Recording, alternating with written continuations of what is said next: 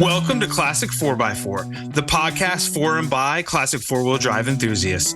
I'm your host, Chris Picconi, and you can follow the podcast on Instagram at Classic 4x4 Podcast, and you can follow my trials, tribulations, and antics of collecting and restoring classic four-wheel drives, also on Instagram at Overland by the Sea. Well, here we are. The last episode, the 12th episode of Classic 4x4 Podcast's second season. We made it through another season altogether. I can't thank our listeners enough, our supporters, our guests, and everybody that's been behind us at the Classic 4x4 Podcast. It's helped us make it such a great success. So, as everybody knows, we started off this season with the most requested topic, which was Toyota FJs, Land Cruisers, whatever you want to call them. So I got a ton of requests from listeners wanting to hear about Toyota FJs, Land Cruisers, and Toyotas in general. So we had Nelson Kaye from the FJ company join us for our first episode. That is not only our top downloaded episode for season 2, but it's one of our top 3 downloaded episodes in the podcast's whole 2 seasons of history. But I figured we'd also end the season with another top request from our listeners. And when I decided that, when I was scheduling out all these episodes for this season, I went back and forth with that request a lot, and I'm going to talk a little bit more about that. But the second season, we not only had listener requests, we talked a lot about community, the importance of community in the classic 4x4 and truck realms, and also a lot about technology, EVs, products, stuff like that. So our first season was just kind of me scheduling guests and seeing where it went. Our second season was some listener requests, a lot about community, a lot about technology, products. And I think our third season, here's a little teaser, is going to be a lot of listener requests, not only topics, but also guests. So for all you out there that want to hear about a specific topic, want to hear from a specific guest, check us out on Instagram, send me a DM, go to our website, classic4x4.com, and use the contact form to put those requests in. I welcome them. I appreciate them. But back to today's episode. The second top request that I got from listeners was a little odd. I personally thought it was a little odd, but and why I was hesitant to even do an episode on this topic is I got a lot of requests from listeners that wanted to know more about me. I don't know why. Am I interesting? I don't know. I talk a little bit about myself on the podcast, some of my cars, a little bit of my background, but it's all about the guests, what they bring to the table, and the listeners enjoying what, our interviews. So I went back and forth a couple times on this, and I scheduled a guest for the 12th episode, to talk about something different. And then I woke up one day and I said to myself, like, who am I to not give the listeners what they want? So I reached out to a few different people and had some ideas for a podcast where I got interviewed. So you guys hear a little bit more about me. I'm not sure how interesting it's going to be, but hey, I'll do it because that's what you guys want to hear about. And in the end, I jived really well with our friend Brian Ellis from Fourbie Exchange, who's one of the co-founders of the Fourbie Exchange at Fourbie Exchange. They have been on the podcast before, and Brian's just very dynamic. So we gelled really well on the idea for how to interview me. So without further ado, I want to welcome today's host, because technically I'm the guest, Brian Ellis, co-founder at Fourbie Exchange. What's going on, Brian? All right. What's up, Chris? How you doing, man? Thanks for being here. Well, yeah, right. It's crazy to think you're thanking me for being here. It's so weird being the guest, right? Hey, I think you're underselling yourself. You have got a great story, great background, and I'm excited to have some unfettered access to get into it with you today. So tell us a little bit what's going on at Fourbie Exchange. I know you guys have that amazing classified platform for classic, unique trucks and 4x4s. You launched that auction platform with a Maxlider Bronco, right? Yeah. And for your first auction, that was I got to tell you, man, that was like a very big feat to launch your first auction with a Max Lighter Bronco, no reserve, dude, big dollars. And man, you pulled a big dollar sale for your first auction. And I follow your auctions. You have some really cool stuff. I love how you're curating them. You're not flooding the world. You're really bringing cool stuff to the platform. So what else is going on over at Fourbie Exchange? Thanks, man. Yeah, no, it's been a blast. That Max Lighter Bronco really kicked off a lot of fun for us. I won't lie, it kept me up a little bit at night to see where those bids were going to come in. But look, we had some great partners. Max Lighter was phenomenal. Tread Lightly is phenomenal as an organization, and just had a lot of fun working through it. But as you said, we've launched auctions. We have that capability, and we're just going to continue to grow the tech behind it. Similarly with the classified, we love the cadence and the pace and want to just enrich that experience for buyers and sellers and give them something a little bit different. So a lot of really fun, interesting things going to be rolling out over the next couple of months. Just a little bit more of an intuitive process for submitting and for listing and for browsing and finding and sorting. So, the things that you'd come to expect. But we really appreciate you being along for the ride. And we've had a lot of fun learning along the way, right? Like last year was absolutely wild, and we had a great time on the podcast talking a little bit about that. It kind of made me smile. You had Perkins on the other day, and we're talking about you finally found a Mitsubishi person. That was absolutely wild as a follow-up to some of the Pajero trends from last year, which is, just been a lot of fun. So we've just learned a ton, and just as you have, been connected with some really fun and interesting people along the way, including yourself, which was almost, I think this time last year, we had the CJ5A for sale. You reached out. I was just hustling upstairs on my computer. I forget what I was working on, but we were just, I saw the inbound request. 2 minutes later, I was on the phone with you. 20 minutes later, I was off, and I was like, that guy is the man. Like this guy's just a lot of fun. But I know you had that CJ5A. What was that your first project? Was that your first real, I don't want to call it a flip, but was it your first real, rebuild and kind of, refresh of a car that you were intending to get out back to a new care holder?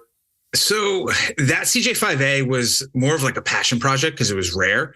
Believe it or not, my first restoration I ever did was the first classic I ever bought, which I actually still have today. I talk about it on the podcast all the time, which is that 81 Omaha Orange CJ7. That was the first one I ever did. And I did that it was like 2010. That was the first one I ever did. And I always wanted an orange CJ7. The market was, there was really no value to them out there, So that's where I picked that up from a guy in Indiana, believe it or not. I'm the third owner. It was down in North Carolina for the first, almost 30 years or 20 years. And then it went up to Indiana, guy babied it, and then I ended up with it. So that was the first one I did. And all these ones I do, they're for my collection. Yes, I move them on down the line, but they're for me. Like I build them the way I want them for my own personal collection. And what happens is I'm just like a big little kid, right? So I have my warehouse, the jam pad, where I and what happens is you can only drive so many cars at once, which is one car, right? Or one truck, right? So what happens is I put all this love into restoring them, making them and building them the way that I want. And then I play with them. And then I just throw them in the toy box and I have a new toy, right? Yeah. And I stop playing with them. And I feel bad. I feel guilty because when I stop playing with them, they just sit there. I start them up. I drive them around every once in a while, but I just... in the CJ5A, that came from somebody I knew who had given it a lot of love mechanically, which is Jason Miller, who we had actually on the podcast season 2. We talked about that. That was just very rare. Yeah. And that was a bucket list, a CJ5A Tuxedo Park Mark IV. Yeah. If you know Jeeps, it's just very rare. Yeah. There aren't a lot out there. And the ones that are out there aren't complete. This one was complete. It was mechanically restored from top to bottom. It just needed the cosmetic piece of it. Yeah. But what the other driving factor to kind of, which is how we cross paths to move that on down the line and sell it, was it had the very rare 70-30 bench seat in it. And if anybody has ever been in a short wheel, a CJ5, it's a short wheelbase. And the early CJ5s, they just have a straight, hard steering column, right? Okay. So and they have a huge steering wheel on them. When I redid that bench, though it slides forward and back, my upholsters bolstered up the bench a little bit to give me, with foam instead of having the springs, the original factory springs. Nice. And when I got in it, I didn't fit that well at all. Right. I'll admit it. I'll own up to it. That steering wheel, like it rubbed my belly. Like, like when I pulled the clutch, my left foot up, the clutch foot, like it hit the steering column. Like, I just didn't fit that well in it. So I was so excited. The build was awesome. It was a ton of fun. Yeah. I drove it around, sporadically for a couple months, but you couldn't take it, long distances.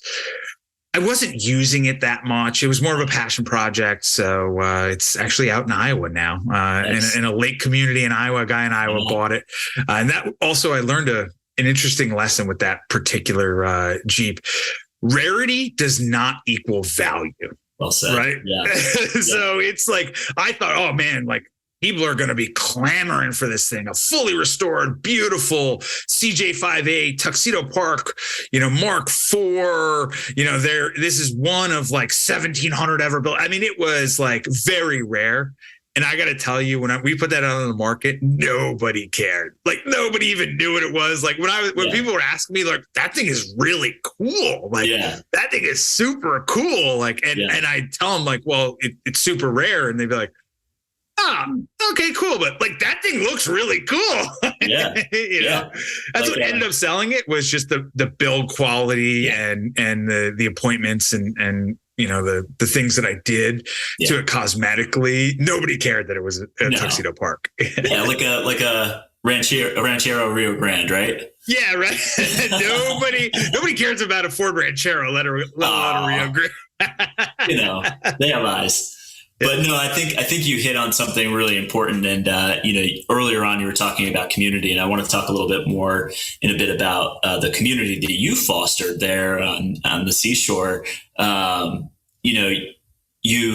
You've built a really interesting and brought a lot of interesting light to that New Jersey Shore community of craftsmen and enthusiasts like Perkins and,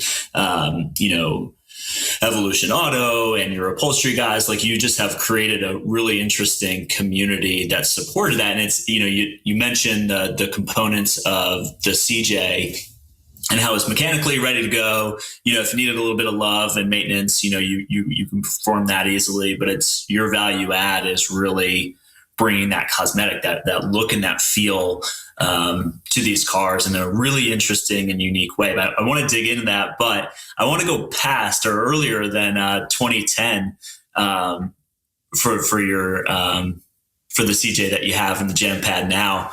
What was your, you've talked about your 95 Wrangler, right, from the very beginning. Talk to me a little bit about, I have this great picture of, young high school Chris just, roaming around in his Wrangler, bombing around. I don't even know what songs you were listening to. Probably a little Dave Matthews. Just maybe a little Cypress Hill, a little Biggie, a little bit of everything, right? Yeah, exactly. Probably out to the beach, out skiing. I know you're a big skier, right? So definitely.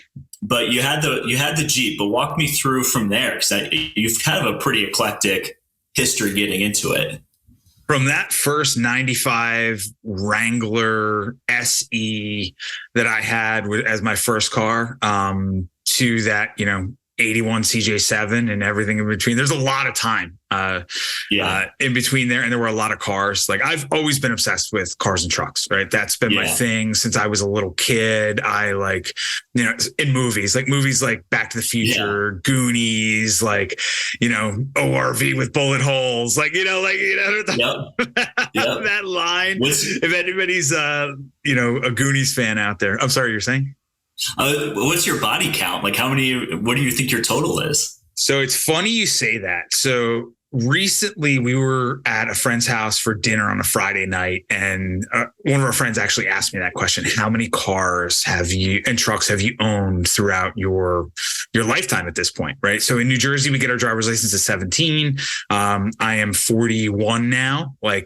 And we started counting, and we actually ended up getting to the point where we stopped. I stopped naming them. I stopped counting them because it got to like a ridiculous number. But I'll walk the listeners through it because and you can get a good feel for me on the cars and trucks I've owned, because I've gone through different phases, right? Cool. So, I had this obsession with European fast cars for a while, had a bunch of European fast cars, especially BMW M's.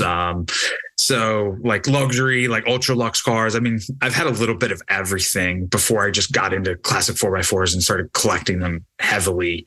Now, man, a little less than 15 years ago. But so the first car was that 95 Jeep Wrangler YJ SE model in aqua metallic nice. With a gray interior. It had the 4.0 liter inline six, 5-speed manual. It was like, that was just like, I think you used this line. It was pure unadulterated freedom for me. Yeah. Like, I didn't care how much flack I got because I drove a teal Jeep. Like, right on. I got my license later than everybody else. So I'm a young, I was young for my grade. So I didn't get my license until I was a senior, where almost all my friends started getting their licenses like late sophomore year, but all through junior year. I was like one of the last to get my license. So by the time I was able to drive myself, like it was just about getting behind the wheel and going skiing, going to the beach and doing that.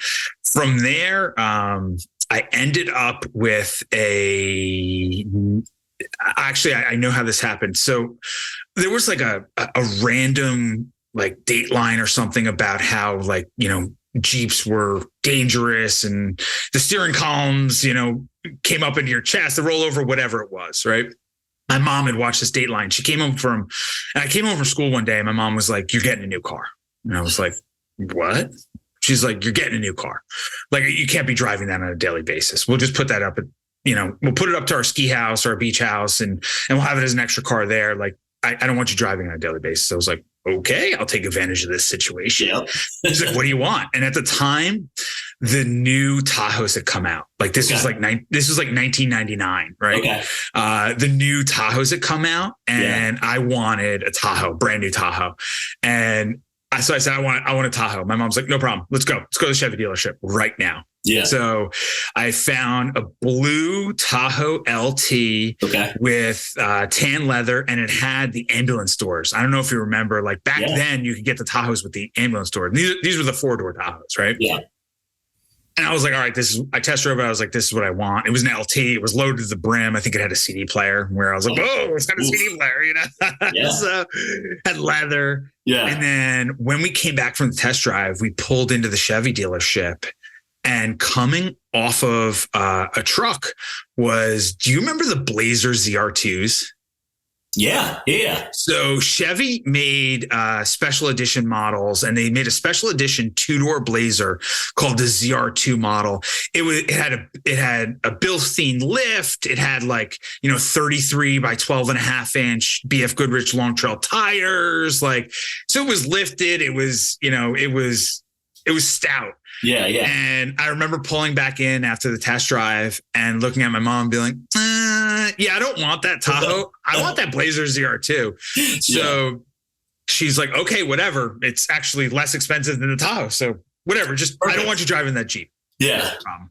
So I ended up for my senior year of high school driving a 99 Chevy Blazer ZR2. It was engine red. It was factory lifted. It was It was cool, man. Yeah. And I look back at that decision that my mom made as the best decision ever because it ended up saving my life. I ended up getting in an accident on my way. Yes, on my way, a rollover accident, actually. Wow. On my way to a graduation party my senior year of high school.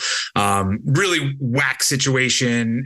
There was somebody pulling a boat in front of me. They had an inflatable, in the boat. It came out. We ended up running over it. And when we ran over it, it ended up putting us on our side. We ended up rolling over in the median on Route 80. Yeah. But we all survived. We all walked away. And the reason we all survived and walked away is because we weren't honestly in a Jeep Wrangler. Yeah. That's why. So it was, thank you, Mom, for seeing that Dateline episode or whatever it was, because it ended up saving our life. And I actually, believe it or not, this is the longest time in my entire life where I didn't drive. So that was that was right after we graduated senior year. And I did not drive all summer. My friends drove me around. I was too scared to get back behind the wheel. Okay. And then I went. It was time to go to college. I went to college in upstate New York, in the Finger Lakes region. And my parents were like, "Do you want a car? To drive back and forth? What do you want to do?" Because I went to a college where you could actually have a car your freshman year. Yeah, it's actually one of my decision points. Yeah, was the fact that I could have a car freshman year. So from there, ended up with a 1999. Dodge Durango SLT Plus. Cool. Which, if you know, the Durangos were they just come out. They were hot. It had I think the 5.9 or the 5.7 V8, whatever it was. Yeah. And it was the SLT Plus. It was silver with black leather. I was one of the first ones to have that anybody had ever seen. And that's what I drove my first year of college. Okay. And then I actually started interning in New York City for a real estate securities investment manager, which actually out of college I ended up working full time for, but I started interning for them. And I quickly learned when you work in finance in New York City, even as the intern, you make a good couple shekels. Right? Yeah, right. And I was interning over the winter and over the summer. So I do a month over the winter when I was home from college, and I do 3 months over the summer. But I actually made enough money to get a new car myself and buy a new car myself. And that was when, do you remember when, I know you're a BMW guy, an early BMW guy, I think it was the E36s. Do you remember when again, I don't know if it was 36s, but the 330xi came out? Yeah. So, and I think that was 2000, 2001. So my next car was a car I bought the first car I actually bought myself in college from my intern money, right? I made enough money interning, right? And it was I believe a 2000 or a 2001 BMW 330xi. Blue with black leather. I absolutely love that. And I drove that all through college. That was my car in upstate New York. And we used to get a lot of snow in the Finger Lakes region, in the snow belt in upstate New York. That thing used to dominate, absolutely dominate. Yeah. And then my last year of college, so this technically wasn't my car, but my parents bought my brother a car, before he turned 17, when he turned 16. And a family friend of ours actually owned a BMW dealership. Okay. So that's how I actually ended up with these BMWs at good prices. But that was right when the X5 had just come out. Oh, cool. Right. Yeah. So the brand, the X5, the original OG X5 came out, and my parents bought an X5 for my brother, and it was a manual transmission X5. That's why we were able to get it it's such a bottom dollar. Is I don't know how we ended. It was either somebody ordered it incorrectly, but whatever. It had sat on the lot for a long time, because who wants to drive a manual X5, right? There was a manual transmission. I remember my senior year, my brother didn't have his driver's license yet, but he was learning to drive. That was actually a rule my parents had. We both had to learn to drive on a manual transmission, right? Yeah. My first car was a manual transmission. His was a manual transmission. And I remember stealing that from my brother. So like my senior year, when I went to college, my senior year of college, I remember like, just getting and packing, like my brother was out of the house, right? And he didn't have his license at the time. Like, so I just packed up like the X5 and I just took that, right? And left my 330 Xi behind. And so I drove that. It wasn't technically mine. It was my brother's. And then he ended up turning 17 and I, gave it back to him. So I took the 330 Xi back. Jeez. And then I'm trying to think from there, I got out of college, started working full time in the city for the company I interned for. And being who I am, I was making a couple shekels, working in the city as a young buck in my early 20s. And, what are the things you buy when you work, you live in the city, you're making a couple shekels, life is good. Your career is ascending.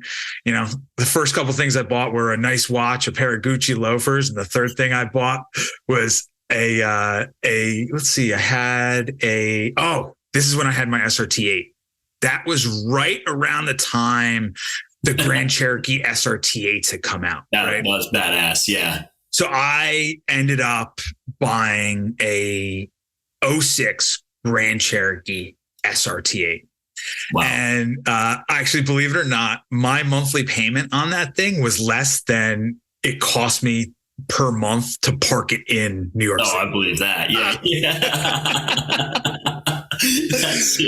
So I had no reason to have a car in New York City other than I just wanted a car and I wanted an SRT8. Right. And like my mentality was, am I just going to leave it out in my parents' house in Jersey, like 45 minutes out just let it sit there? Or am I just going to pay a massive amount of money every single month to have it in my garage, in my building? And for some reason in my weird brain, I justified having a car in New York City as a young buck, living. So I had an 06 Jeep Grand Cherokee SRT8. That was the first SRT that landed. I remember it was on my radar screen. I was waiting for them to land, and one landed at a Jeep dealership not too far from in Jersey, but outside the city. And I hunted the thing down. I tried to get a deal on it. The sales desk basically laughed at me. But I got them to sell it to me for MSRP. And this was like before, this is like early 06. This is like, they were just starting to land. And, the guy, he sold to me for MSRP and I drove that thing. I loved that thing. Put no miles on it. But my wife and I, at the time it was my girlfriend. We were living together. Now my wife, we were living together in the city, and it gave us a way to get out of the city on the weekends. And like, if I had to travel for work a little bit here and there, I would just drive, but whatever you need to tell yourself. Yeah. However, I was justifying it to myself. I had a car in New York City. I truck in New York City. I don't know why. Right. I'll justify it to myself in any way possible. But it was dope. It was sick. That thing, I mean, had some serious horsepower. Right. That thing, when you opened it up, it just groaned. Like the sound that came out of that thing was amazing. It just hauled. I mean, it just chugged gas. But it was worth every second behind the wheel of that thing. So this actually is a funny story, which leads me to my next vehicle. So I had that SRT8 and I was actually traveling for work. And I was in an area where a buddy of mine lived, a buddy of mine I grew up with in high school. And I was driving to his house. I had finished work up for the day, visiting clients, whatever, on the road, finished work up for the day. And I said, hey, I'm here. Like, I'm just going to go see my buddy, call my buddy, say, hey, I'm going to come over. He's like, yeah, come over. Here's my address. Right. So as I'm driving there in that SRT8, Grand Cherokee SRT8, I am driving through an intersection. A high school girl blows the stop sign and T-bones me in an SRT8. Yes, I was fine. Everything was good. But like that visual of driving through an intersection where you don't have a stop sign and all of a sudden seeing a car at 40 or 50 miles an hour, literally coming directly towards you to your driver's side door is the scariest thing in the world. Oh yeah. You remember that sound, right? Like you just remember the sound and the moment. Yeah. I remember the visual of just looking over to the left and seeing this girl's face. Yeah. Like she slammed on the brakes at that point, but she was still cruising, and seeing this girl's face, knowing that she was going to T-bone me. She ended up T-boning me, spinning me around, like did a ton of damage. It miraculously didn't have any frame damage. I don't know how, because where it hit actually wasn't in the B pillar. It was like below the A pillar on the, almost by the front fender. So it didn't have any frame damage. It was repairable, but this was right around the time I was getting married. Right. Oh, wow. And, I got married in Cape Cod, and what ended up happening, and this is like old school me. This is a prime story on where my head was at back then. Yeah. Right. So my Grand Cherokee SRT8 was going to be in the body shop for a long period of time, for a while, probably like 30 to 45 days. Cause keep in mind, these things were still pretty new, right? Like sourcing the parts, the body kits and stuff for them. Like these things weren't even on dealer lots. Yeah. Getting the body kit and the wheels and all the modifications that had been done to these SRTs, getting them was hard. So we knew it was going to be. And in that period, I think it was like, a month to 2 months, I was actually getting married, and I got married in Cape Cod. So we were living in the city. I got married in Cape Cod, and I needed I had a rental car, right? But over my dead body, was I going to use that rental car to drive to my wedding? And and so one day I'm in the rental car, and this is right when the GMC Denali's had just come out, right? Why am I blocking? They're not the Tahoes. They're what's the GMC version of the Tahoe? Why am I blocking it? I want to say Sierra, but that's a pickup truck. No. That's the, where are we? I don't know. Whatever. It was a Denali, right? So it was the Yukon. Yukon. Yes. Yukon Denali. Dude. So it was, though it was 2006, like summer 2006, they had released the 07 Yukon Denali's, and they were hot, man. They were like the new body style, the fresh new body style. So I remember, driving by a GMC dealership, and it was like sitting out front, and I was like, all right, you know what? Like, I'm not going to use this rental car for my, to go up to Cape Cod for my wedding. Like, that's pretty dope. Walked in, bought it. Right. But keep in mind, I still have this SRT8. Right? Yeah. Right. And I'm living in the city. Right. So I have this SRT8 that's getting fixed. Yeah. Right. In my infinite wisdom, I decide that I can't drive a rental car to my wedding. So I need to have my own car that fits my own style. Right. So I bought a brand new 07 GMC Denali, right? For the pure purpose of filling a gap of 30 to 60 days, right? Yeah, right. And to drive it to my wedding. I don't know where this mentality came from. This is wild. I'm talking about this now, and I can't even fathom that I was this person, right? So get married, go on our honeymoon, get back from our honeymoon, body shop calls, says, hey, your SRT8's ready, right? Okay. Right. I have this 2007 GMC, Yukon Denali that I'm now driving. What am I going to do with this Grand Cherokee SRT8? So, and I only have one spot in the city. Yeah. So I was like, whatever, I'll just put the SRT8 out at my parents' house. Right. And in this, I had actually gotten promoted at work. Things were going great. So I put the SRT8 at my parents' house in Jersey where they had extra parking. I brought the Denali into the city. And then one day I was actually on my way to a meeting. I'll remember this forever, on Route 17 in Paramus, New Jersey. And on my way to the meeting, there was on 17, there was an Audi dealership. And I remember passing it going north and seeing the Audi dealership. It was on the southbound side, and sitting out front was an Audi S8, like a bluish gray Audi S8. Right. And I caught my eye on the way to the meeting, and I went, did the meeting, had a client meeting, did everything, and finished up for the day. And again, I'm in this, keep in mind, back to what we talking, I'm in this this Yukon Denali, I now have the SRT8 at my parents' house just sitting there doing, I don't know, like asking my dad to start it everything. Like, right? Yeah, something. So it's fixed. It's 100%. It's good. Right. And in this period of time, we actually had moved to another place in the city, where I had somehow finagled some more parking spaces. Right. And I knew that I could get more parking spaces because this addiction is purely a byproduct of how many parking spaces that I can get. Right. Yeah. Right. And props to your wife here, for her patience and understanding. She's the most patient person in the world. I still question what she's doing with me. Right. So she's amazing. Right. So, we were living in the city, we had moved, and I now have the prospect of, I can get more parking spaces. Yeah, of course. So I have this GMC Denali, and I'm driving, and on the way back, I'm like, oh, if that Audi S8 is still sitting out front, like, I don't know, maybe I'll stop and I'll look at it.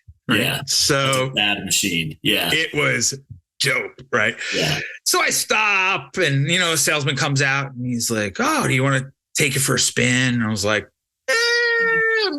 yeah, why not? Right. Here's my driver's license. Like, why not? Right.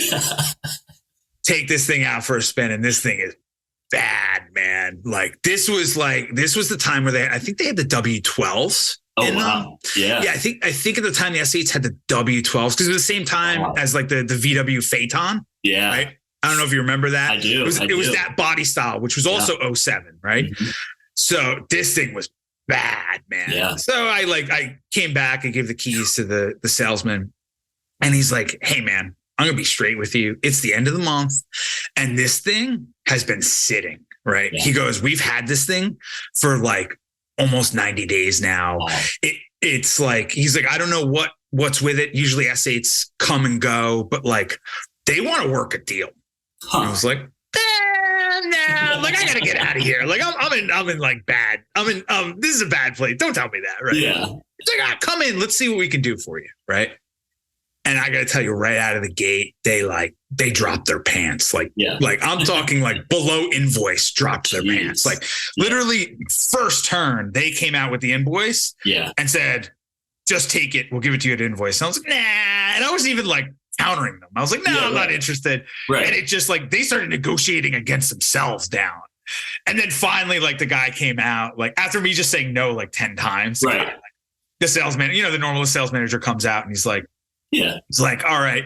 He goes, this is it. I can't lose any more money. This is what I can give away for it. It's an aged unit. Like, this is it. I can't, there's nothing more on the bone here.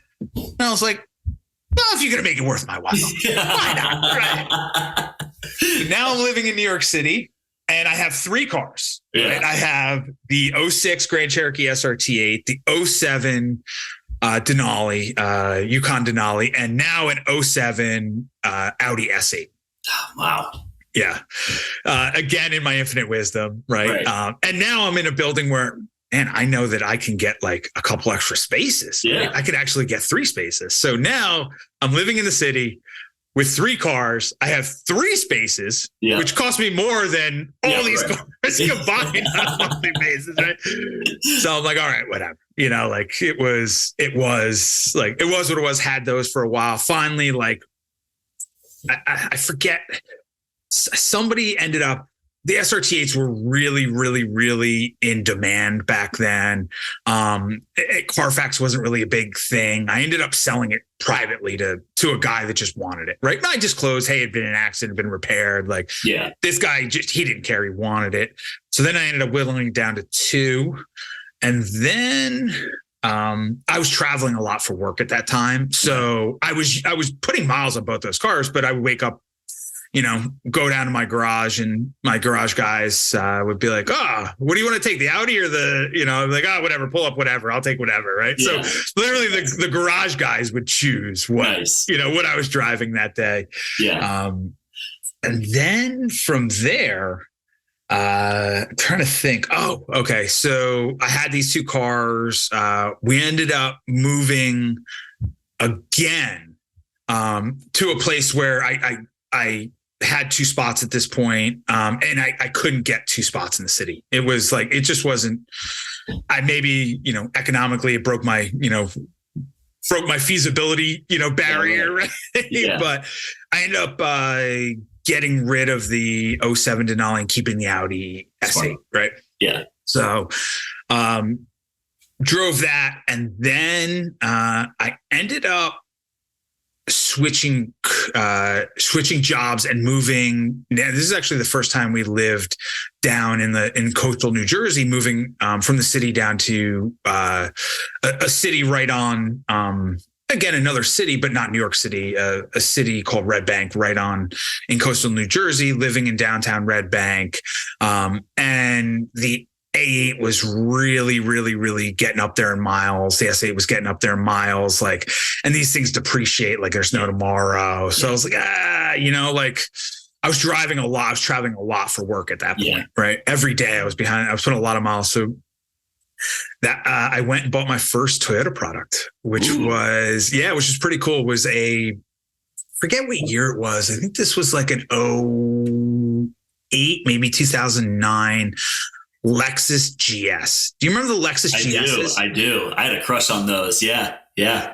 So Lexus didn't make a lot of them. They weren't very popular. I don't know why, but awesome. Absolutely super cool. They were, the mid-size 4-door sedan, sports sedan. It wasn't a GSF, but it was the GS, the one with the 8-cylinder, the 430 or 460, whatever it was, right? Yeah. So the S8 got a little long.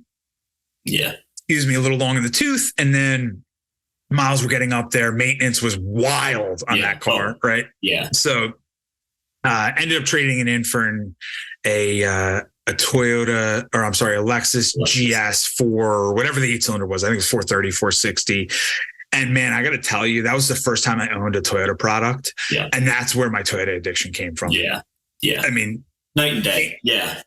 Yeah. Maintenance is cheap. I know you drive it. You drive actually a Lexus, a Toyota product. Yeah. And man, it's like it opened my world up to because before then I had driven just American and European cars, and driving a Japanese car, I was like, wow, these things are awesome. Yep. They're never in the shop. They never break. Yep. Literally, you do tires, brakes, rotors, wipers, and fluids. Right. And it's cheap. You can have them done. That opened my world. Right. Right. Great ride quality. Yep. At that time, I was actually commuting to Philadelphia. Oh, okay. Which was a long drive. Ironically, throughout my entire career, I always lived in New York City or outside of New York City. And for some reason, always had a job where I had to be in Philadelphia, whether I was commuting or covering, whatever. So I spent a lot of time in Philadelphia. So I was driving back and forth from Red Bank, New Jersey to Philadelphia every single day. And I put a ton of miles on that thing. And I just loved it. Yeah. And then same thing, it got long in the tooth. I lost interest in it. And I was like, you know what? I really miss my BMWs. Nice. And that was right when, I think that was like 2010. That was right when the X6s had come out. Okay. Yeah. Yeah. Remember the BMW X6s, right? Yeah. And I was like, man, I want an X6M. And I bought a X6M. It was blue with tan interior. And I drove an X6M, again, completely ridiculous. I was commuting from coastal northern coastal New Jersey, Red Bank, New Jersey to Philadelphia every day. It was absurd. I don't know why. It was completely not feasible. These things depreciate like crazy. Yeah. But I bought an X6M and I loved that thing. I absolutely loved that thing. And drove that for a while. Oh, and that's when we had actually moved into a house. We moved into the suburbs, right? There was a short period of time, and anybody that knows me knows that my wife and I are city people. We the suburbs are not for us, but there was a 2-year period of time in our lives where we lived in the suburbs, right? Yeah. And when you're at this point, I think we were in our late 20s, early 30s. We had, no kids, I don't know why we moved to the suburbs, but the good thing is we moved to the suburbs and had a house that had a 3-car garage, right? So in my mind, I have now 3 garage spots. Right.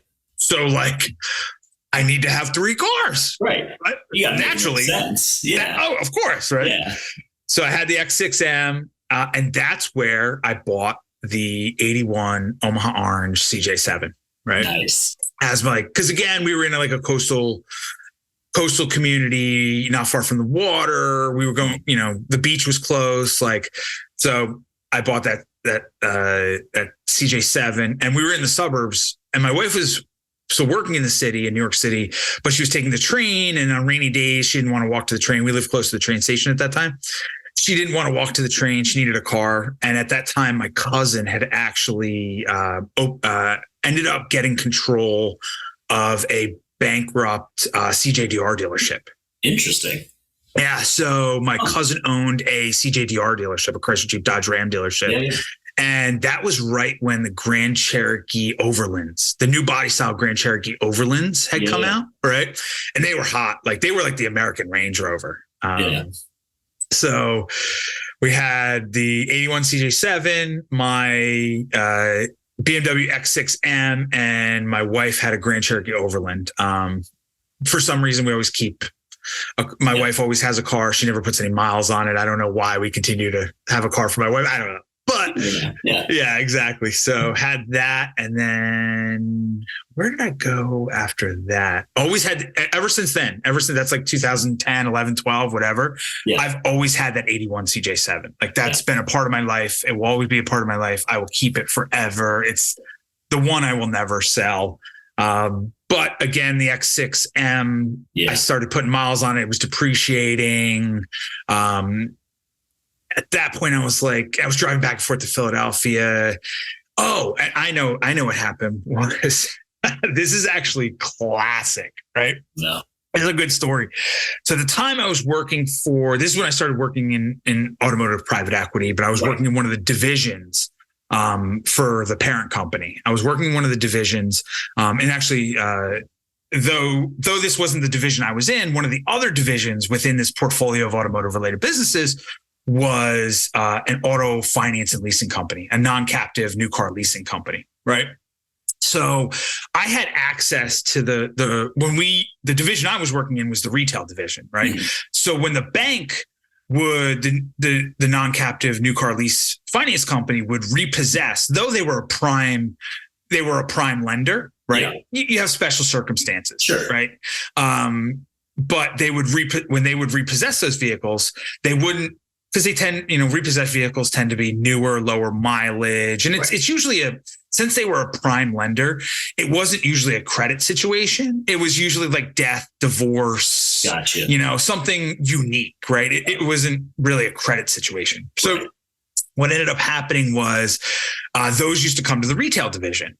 Yeah. So I saw one that had been repossessed, right? And it was a Land Rover, Range Rover, full-size Range Rover autobiography edition. Oh, cool. Wow. Right. Yes. So at the time I was working directly for the president and the CEO in the division that I was working in.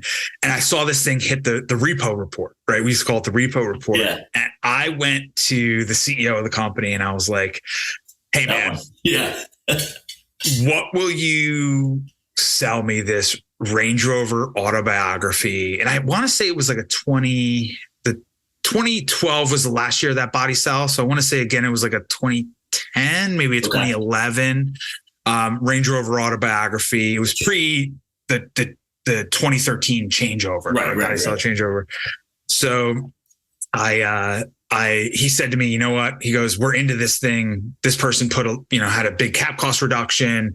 This was a situation where we're into it and we don't own it for very much. Like, you're a good employee. I'll just sell it to you for what we own it for on the books, which was like pennies, way less than it was worth, right? Yeah. Way less than it was worth. He goes, but I don't want to have to recondition it. It's grounded at the the person, it was involuntary surrender. The repo was involuntary surrender. It's at the dealership that this person bought it from, right? Or leased it from. Like, it's in good condition. Just go up to that dealership, look at it. If you want it, just let me know and we'll take care of it. So I get up there. The thing has like 9,000 miles on it. It was immaculately clean. And it was like it was the first time that Land Rover had done the autobiography edition on the Range Rover. Right. So, and it was Buckingham blue with white leather interior with what blue stitching and blue piping in the seats and the dash. Wow. Right? This thing was gorgeous. Yeah. So I started driving that. That was my daily. I got rid of the X6M. Got that. Again, my wife is still have the 81 CJ7. I'm driving a Range Rover autobiography. And my wife has this Grand Cherokee Overland that she's putting no miles on. Right. Next thing you know, my cousin calls me one day. He's like, hey, they changed the interiors, the Grand Cherokee Overlands. They have this really cool, like, gray exterior with a baseball glove and navy blue leather interior. It looks awesome. Yeah. So you got one on the ground? He's like, yeah, I do. I was like, let's just trade in my wife's Grand Cherokee Overland that she has for this one. Right. Yeah. Keep in mind this she had put maybe in like 2 or 3 years, like less than 5,000 miles on this. Oh, God. Yeah. Put her in another Grand Cherokee Overland that just sat there and she would maybe drive like once, twice a week. Sure. But over the 3-year lease would, maybe put like 6,000-7,000 miles on. Yeah. Jeez. But I have that autobiography, that Range Rover autobiography. Oh, and I know what happened was I was working for again for a portfolio of automotive related businesses, very private equity-esque. And I was working in one of the divisions. Now I had gotten promoted and I was heading up. I was working on the corporate team at that time. Okay. So I had to do a lot of traveling, and I was really, at the time we were launching I was working in the auto finance and leasing division, right? Or that company that we had. And I was spending a lot of time there. And I was going out and visiting partner dealers, and I was building new markets. I was doing some cool stuff. And I remember the CEO calling me in one day and being like, hey man, like, you can't drive a Range Rover to meet our dealer partners. Like, you can't do that. Like, that's not acceptable. You can't just like roll up in a Range Rover. So he ended up forcing me into a demo. So I had to take like a company car. So I had a company car for, several years thereafter. He's like, you just can't drive this. I was like, all right, whatever. So I ended up having a company car. I had some really cool company cars at that period of time, I can list probably like hundreds of those. Like, there was a time where I was rolling through cars like every week or two. I was getting a new car every week or two. But I will leave our listeners with this. My favorite company car I ever drove. Keep in mind, I had thousands and thousands. Our retail division had, at that time, 2,000 plus cars in inventory. I could drive whichever one I wanted. Yeah. My favorite company car that I drove was a Volvo S90. Really? Yes. Right. Huh. And I used to go in and out of cars all the time, Range Rover Sports, Infiniti FXs. That's before they were the Qs. One day when I was at one of the divisions and one of the lot guys, or one of the locations with the lot guys, I needed a new demo or company car. And I was like, just, pick me out something cool. Yeah. And he came up with this Volvo S90. Yeah. And I think that's the longest time I spent in a company car was that Volvo S90. Really? Yeah. Yeah. I love that car. But at this time now I have a company car. It doesn't cost me anything. They're paying gas holes, everything. Right. So I still have this 3-car garage. So I'm like, all right, I have my company car. I can park that outside. I have the 81 CJ7. My wife has this Grand Cherokee Overland that just kind of just sits in the garage and drives on like Saturday to go to the food store. And like, if it rains to, go to the train station. Right. Yeah. But I was like, I have an extra garage bay. Yeah. So I got to fill this thing. Right. Right. Yeah. What am I going to fill it with? I'm going to fill it with an M5. Yeah. What else do you fill it with, right? An M5, of course. I mean, it's practical, right? It fills the gap. Makes sense. I mean, I have this extra spot. Like, I'm just going to go out and get an M5. And and that was like, I want to say it was right when the body style had changed. Okay. And it was the current body style. I want to say like 2012, 2013, somewhere in there. But it was the current body style, and it was M5 and this is super rare. I'll remember this forever, with competition and executive package. Oh, interesting. So it had comp and exec package. So there was no option that this M5 didn't have. Right. And this was back when, do you remember when like triple black was like a thing where everybody was like painting their wheels black? Yeah, that was like a thing. Right. So it was carbon black with a black leather interior. And I had the M wheels, the M spoke wheels. Sure. At that time, I think there were 20s or 21s. I had them powder coated black. So it was like triple black. This thing was like awesome. Right. So now to catch everybody up, 81 Omaha Orange CJ7, random Grand Cherokee Overland that just sits there. I now have this M5 as my fun weekend car, triple black. And then I have this company car, which is revolving every week. Right. It's a new one every week. Right. So, and I have a cool story about that M5 and why I ended up getting rid of it. A lot of our listeners know my wife and I are absolutely devout Avett Brothers fans. And from 2012 to 2017, that 5-year period of time, my wife and I were literally either hopping in the car or hopping on a flight almost every week or every weekend to see Avett Brothers shows all around the country. Perfect. Right? We were all over the place. Like, so that's late that summer. What ended up happening was the Avett Brothers were running through like New England. They had a bunch of tour dates through Connecticut, Massachusetts, New Hampshire, Vermont. And it was like a good like 2-week span. So we took 2 weeks off from work and we just we just followed them throughout New England. And we took that M5, right? With comp and exec pack, right?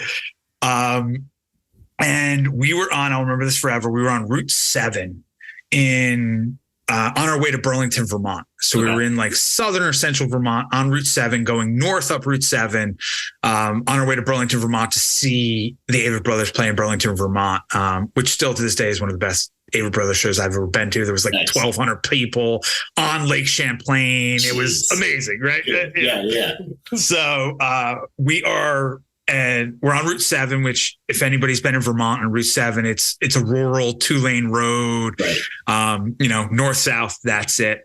And it's not heavily traveled. So I decided I'm going to open this M5 up. Gotcha. And I'm going to, oh yeah, man. Like, cause back, like it wasn't governed. I'm going to rip, dude. Yeah. And this was when they had switched from the 10-cylinder. So the previous body style had the 10-cylinder in the M's to the twin turbo. They started doing the twin turbo 8-cylinders. Yeah, that's mean. So mean. Yeah, because the 10-cylinder was just pure power from displacement, right? Yeah. Now you have an 8-cylinder that has twin turbos, and when these things spin out, when the boost spins out of these things, it puts you back, right? Yeah. So I'm like, I'm on Route 7. I want to open this thing up in central or southern Vermont on my way up to see an Avett Brothers show in Burlington, Vermont. Life's good. And I just open this thing up. Yeah. And we're going around, not a heavy corner, but like a very slight corner. Yeah. And right as I open it up, going into the corner, the turbos spin out. Right. And it just boosts. Yeah. And I must have hit a little bit of gravel. Yeah. And all of a sudden we just started spinning. You lose it. And spinning and spinning. I can't even count how many times we spun in that car. Right. And again, if anybody's been on Route 7 in Vermont, in the rural areas, this was kind of like outside of Middlebury, Vermont, there are drainage ditches on either side of Route 7, right? It's not really high, which is 2A's at this point. So I don't know how this happened, because if we had gone into that drainage ditch, we would have rolled and it would have been a bad news bears, right? Yeah. Somehow we shot the gap between two drainage ditches. So there was the drainage ditches, when you have a driveway, right? They stop and there's like the driveway goes over like a pipe, right? Yeah. Somehow, from the grace of God, as we're spinning, God knows how fast I was going, right? Yeah. We ended up spinning and going over one of those ingresses to a driveway. And at that point we hit grass and stopped on like somebody's front lawn. And I'll remember for the rest of my life, like looking over at my wife. And that was like one of the first times where like, I thought she was going to kill me. Yeah. Like, I seriously thought she was going to kill me. Right. Yeah. Needless to say, the car was fine. Everything was fine. We were good. And I think I made it the rest of the way up to Burlington, Vermont, like at like 50 miles. Oh yeah, the car was like completely fine. Like there was like grass, in the wheels. Like they had to shake out, like like put them off balance. But I think we drove like 50 miles an hour the rest way to. Yeah. Burlington. So that was one of your first like overland, experiences. Oh yeah, definitely. It was a great off-road experience in a BMW M5 with comp and exec pack, right? Yeah. Yeah. Got home from that trip, and I was like, wow, I learned a lesson there, and I lived to tell about it. Like these cars with that type of power, if you don't respect them, they will kill you. 100%. They will kill you. Yeah. And I was like, this thing is a little too much for me. Like it's just more than what I can handle. Yeah. I was like, it's just like I had a near death experience. I was like, I got to get rid of this thing. Yeah, they were super popular. Yeah. Yeah. So at this point we had moved out of that house, where I had the 3-car garage, and moved into a building in Red Bank, but I had somehow like coerced the property management person to let me rent extra spots. Like, nice. Our condo came, I think, with 2 spots, but like the property management person, like they had like the association owned like a bunch of extra spots, and they weren't doing anything with them. They were going to use them for like storage or I don't know. Right. It's like I coerced like the condo association or like the property manager to like rent me some more spots. Yeah. Right. So I had 2 spots, again, the 81 CJ7, my wife's Overland, Grand Cherokee Overland. Again, I think hadn't even finished broken in miles. She's like halfway through the lease. Like, at this point, I had my company car. So that's 3. And then I had the M5. I was like, I'm going to get rid of the M5. Right. I'm going to get rid of the M5.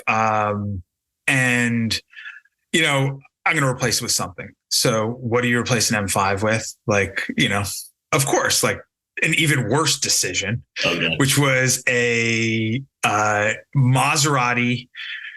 It was, yes, a Maserati. This was right when the Maserati had changed the quadruport body style, right? Yeah. And they were hot, man. Yeah, like the long wheelbase quadruport.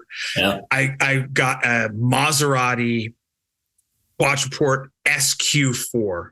Okay. And it was that blue Curcio exterior with that white leather interior. I had several cars that were blue with white. Yeah. Trend. Yep. I don't know why. Yeah. So it was blue with white leather interior. I bought that. I actually bought it because, again, I had access to the wholesale used car markets at the time. One of our divisions was one of the largest used car wholesalers in the country. So I bought that wholesale. And when I bought it again, I think it had like under 10,000 miles on it. Like, it was still under warranty, right? I had that car, and I think it spent more time being repaired at the Maserati dealership than I actually ever drove it. Yeah. That thing was a nightmare. An absolute nightmare. Too bad. You looked like $1 million driving it. Don't get me wrong. You looked like $1 million driving it. Right. But man, like I'll tell. I remember this. Like I brought it home from where I bought it, parked it, and the second time I took it out, the whole rear end blew out of it.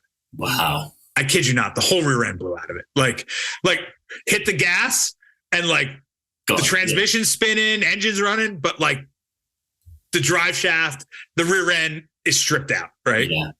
So I take it to the Maserati dealership. They have it for God knows how long, right? Had to replace the entire rear end. Right. And then there was a common problem with those things where the front shock or strut towers were not like built correctly and they would actually like shoot up through the wheel well. Oh yeah, that happened to me. Oh yeah. So I finally got it back after like a couple months of being at the Maserati dealership and driving it a couple more times. That thing sounded mean, man. When you it was drove that and then had the shocks and the struts. There was a recall on it, but again, it was there for like another month or two, right? So I probably had this thing for a year, and I owned it for a year. Right. I actually probably only physically had like control of it and was able to drive it for maybe 6 weeks, maybe 2 months total, right? So in the 12 months I owned it, I actually physically only had it for I think 2 months, right? Right. So made that error. And at that time we had actually moved back into the city. Okay. Right. So we were living back in the city. We're living right on the water in the city. And again, I don't know how I figured this out. Our condo had 2 parking spots, but again, I have this Grand Cherokee Overland. I have the 81 CJ7. Yep. I have this Maserati and my company car still. Right. So I have 4 cars. Right. I have 2 spots. And I know how I did it. So I ended up posting something in the mailroom of the condo building, right? Like, hey, if anybody has extra, because every condo had 2 deeded spots. If anybody has extra spots, I'm willing to pay like one of those flyers that has like your number that you can pull the thing off. Nice, right? Lost dog, man. And I got to tell you, like, dude, out of the stroke of luck, I started getting phone calls like, I have an extra spot. I'll rent it out to you. So I ended up with 4 parking spots in that garage, 2 that were mine and 2 that I was renting.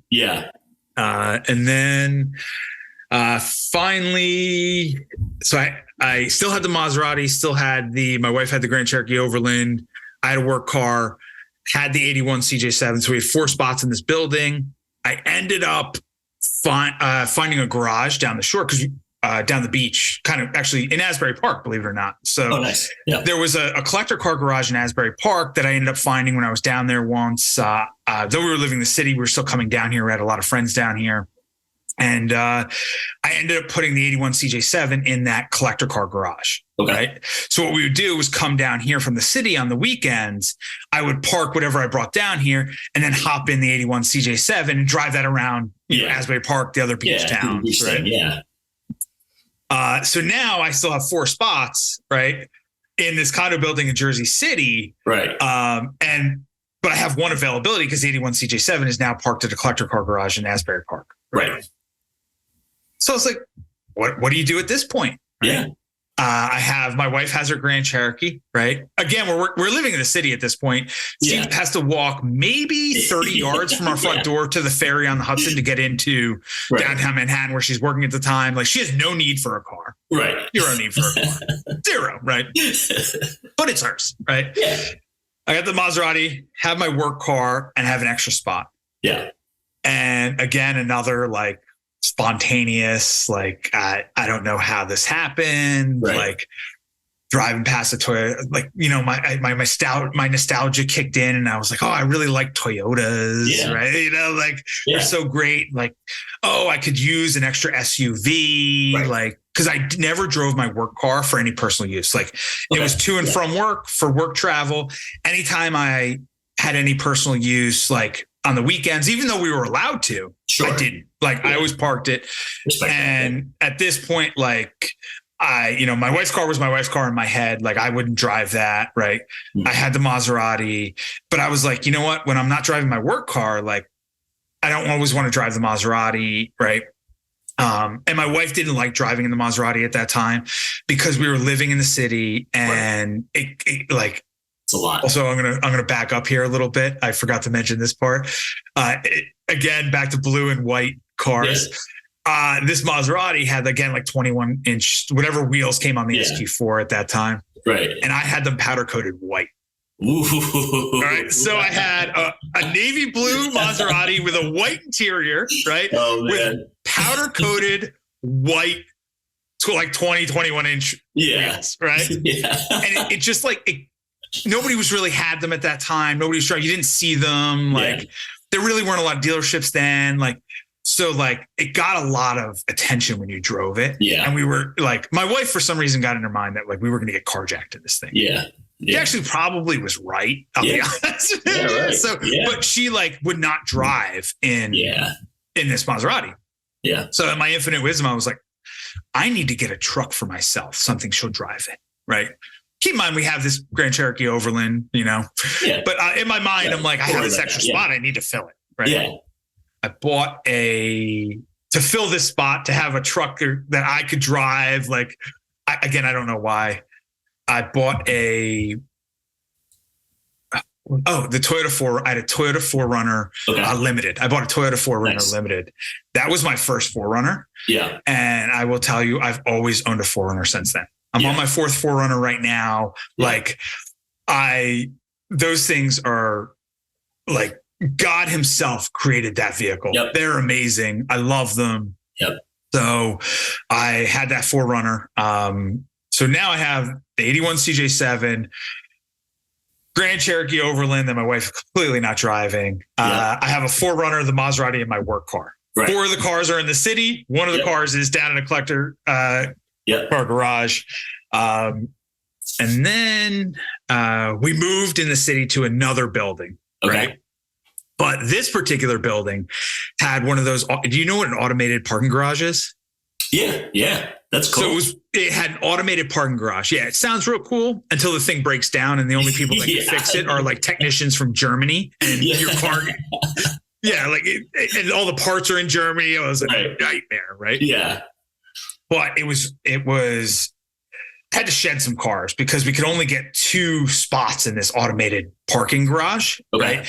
You couldn't buy more spots because and for all our listeners out there that may not be familiar with what an automated parking garage is, basically there's no attendant, right? So it's like, imagine like those boat racks, right? Where people they stack their boats on those racks at marinas, right? It's basically like that for your car. Yeah. So you pull into an autonomous, you pull up to a garage door, the garage door opens, you pull into an autonomous garage and you actually drive the car onto a plate, right?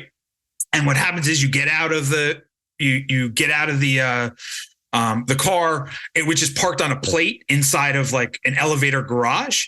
And then you get out, the garage door closes, and a series of elevators and lifts and slides literally take your car away into like these catacombs of these it's wild. It's so unnecessary. It's so unnecessary. The thing broke down all the time. Yeah. And it was like the technology was out of Germany and the technicians were all in Europe. So if the thing broke down and the building personnel couldn't fix it or reset it, they had to get fly these technicians over from Germany. They would come and diagnose it. Right. Right. And then if they needed parts, the parts were in Germany. They had to get them sent. It was I felt bad for everyone in this building because this thing broke down all the time. And if you needed your car on a daily basis, it was a crapshoot whether or not you were getting your car every day. So I had to shed a couple cars, right? So at that point, I had my work car. I had my work car, had the Maserati, had my wife's Grand Cherokee Overland, had the 4Runner, and the 81 CJ7. But the 81 CJ7 is down in Asbury Park at a collector car garage, so I don't have to worry about that. Yeah. So I have 4 cars. I need to bring it down to 2 cars, right? Because that's all I have spots for, right? In my infinite wisdom, I'm like, you know what? I'll just bring it down to 3 cars because I'll park my work car on the street. Right. So I kept the Maserati. We finally got rid of my wife's Grand Cherokee Overland, which at that point we had for about 3 years. And I remember exactly how many miles were on it because we ended up selling it to a friend of ours. Okay. At the time, a friend of ours needed a car and he's like, I love that car that your wife drives. Will you sell it to us? And I remember we sold it to him. She had it for 3 years at that point. We sold it to him. And he, by the way, still has this thing, right? Cool. I don't know how it's running. Those things were horribly unreliable. He had 6,800 miles on it. She had put an average of, what is that, 2,200 miles a year. The oil changed because of time, not because of mileage at that point, you know? Yeah. But so we sold it, Freddie still got it. And I'm trying to think where I went from there. Eventually got fed up with the Maserati, ended up getting rid of the Maserati. Had the 4Runner, 81 CJ7, and my work car. And what year are we in? We're in we're right around probably like 2015, 2016, somewhere in that realm. Ended up bringing, I got rid of, so I had my work car, the 4Runner, which were the two that were in this automated garage I used to break down all the time, where it would hold your car hostage for weeks on end. Right. I'm telling you, this automated garage, there were times where it would break down and like they had to get the technicians in from Germany and they need parts, where people's cars would be held hostage for like a week. Jeez. No, an entire high-rise New York City building, building of cars, right, were held hostage for a week. To the point where the building management company would, like, if it went down, it was going down so regularly that they were paying for Ubers, rental cars, just because people needed to get to, some people use their cars every day. They had to go away for the weekend. Right. But wow, I had those two, and so I had 3 cars at that point. Let's see here. And then, no, I had the work car, the 81 CJ7, the 4Runner, right? And the work car and the 4Runner up in the city, and the 81 CJ7 down in Asbury Park. Oh, I know what happened. So I was driving the 4Runner. Okay. I decided for some reason, this is when the 3.5D diesel BMW X5s had just come out. Oh, cool. Yeah. Around that period of time. Yeah. And I got infatuated with finding a BMW X5 3.5D diesel with M Sport package, which was like super rare. I found one. Right? Okay. At a dealership that wasn't that far away, I bought it. So I ended up replacing the 4Runner with this X5, this diesel X5 with M Sport package. Right? Which by far was one of the coolest vehicles I ever owned. It got like 700 miles to the tank. I think I was driving a lot. I think I filled the car up like, once a month at most, maybe every 6 weeks. I got to tell you, and it's sad to see what happened to diesel, because diesel was gaining in prominence then. And then obviously VW had but I love that car, man. And it had great power. It was fun. And then where did I go from there? This is where things start. And this is actually earlier. This is now we're getting to like right around like 2018, like 2016, 2017, 2018, which is only about 5 years ago at this point, but like things are starting to get fuzzy. So I forget what I got rid of. So I had the X5 for a while. So again, 81 CJ7 work car, the X5 diesel. And what did I end up after the X5 diesel? I forget what I trade. I got the, what did I get? This, I can actually guarantee you this is 2018. Okay. I'll tell you why I know it was 2018, because the new Wrangler, JLs had just come out. Yes, the Wrangler JLs had just come out. And I was like, wow, these things are cool. So I had I got rid of the BMW for a blue with black leather interior Wrangler JL. Yeah. Wrangler JL Sahara, but like a loaded up Sahara with like LED light pack. It had every option in it. Yeah. So again, I had the 81 CJ7. I don't know why I wanted a Wrangler. And again, it had a hard top. It had 2 tops, right? Yeah. it had a hard top, like the body color hard top on it. Like I never took the top off. Again, like at this time though, we're going from the city to our beach house. We had our beach house one, right? So we're going back and forth every single weekend. And like we were driving the Wrangler, you know, back and forth to the beach house. Right. So, had the Wrangler, and then, that thing was a piece. Like the newly introduced JLs were a piece. Like the head gasket went. Like I remember, like within the first like 10,000 miles, the entire top end of that 3.7 liter Pentastar had to get rebuilt. Like it was a piece, man. Like finally, like again, another one that ended up like in the shop more than I was driving it. Right. I didn't really drive it a lot. And I remember I said like, all right, I'm done with this. I ended up getting another 4Runner. Nice. Because you don't have these problems with Toyotas. Right? So ended up getting another 4Runner. Had a 4Runner. I think that was my first TRD Pro. Okay. That one was actually a TRD off-road. Okay. That was a TRD off-road with all the TRD options. Okay. Right. Did you get the color? What was the color at that point? Man, that one was silver also. Okay. Yeah.